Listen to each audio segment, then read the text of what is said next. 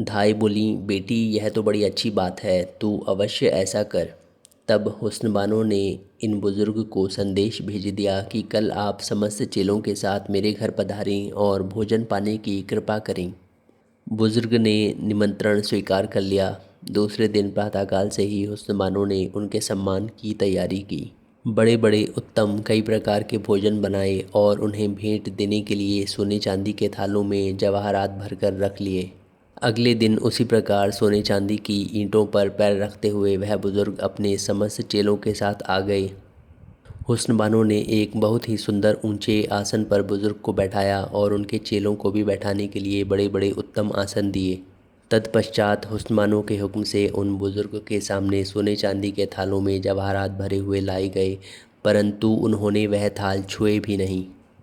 बोले कि मुझे इन जवाहरातों से प्रेम नहीं, मैं तो एक अपने ईश्वर का ही प्रेमी हूँ।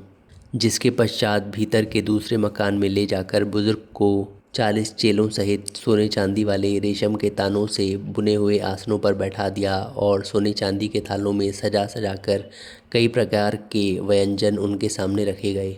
हुस्न बानो के नौकर लोग बड़े ही उत्तम अनमोल वस्त्र पहने हुए सोने के लोटों में निर्मल जल लेकर हाथ मुंह धुलाने को आए और इतना काम करके विनयपूर्वक कहने लगे कि हे स्वामी जी, हमारी स्वामिनी अर्ज़ करती हैं कि कृपया कर भोजन आरंभ करें। यह सुनकर पहले बुज़ुर्ग ने एक गिलास उठाया, फिर सब भोजन करने लगे। थोड़ा ही खाकर बुज़ुर्ग ने अपना हाथ रोक दिया और यह देखकर उनके चेले भी भोजन करने से रुक गए। निदान नौकरों ने सबको आचमन कराया, फिर इत्रदान लाई। बुज़ुर्ग ने अपनी दाढ़ी मूछ और वस्त्रों पर इत्र लगाया और हुस्न बानो को आशीष देकर चेलों सहित विदा होकर चले गए। हुस्न बानो के जितने नौकर थे वे आज दावत की तैयारी में थक गए थे। दिन छिपते ही नींद के वश में हो गए और सारी चीज़ें जहाँ की तहाँ पड़ी रहीं। ना तो जवाहरात को तिजोरियों में रखा और ना सोने चांदी के बर्तनों को ही ठिकाने लगाया। आधी रात को खटपट की आवाज़ सुनकर हुस्न बानो के नौकर चाकर जाग पड़े और उन्होंने देखा कि घर में चोर घुस आए हैं। चोरों से लड़ने के लिए नौकर चाकर तैयार हुए तो उन चोरों ने बहुतों को घायल कर दिया और बहुतों को जान से मार दिया। हुस्न बानो ने ऊपर के कमरे की खिड़की से यह सब देखा तो बहुत दुखी हुई।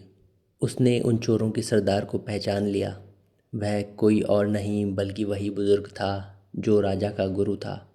सारे चोर घर का धन लूटकर वहाँ से निकल गए।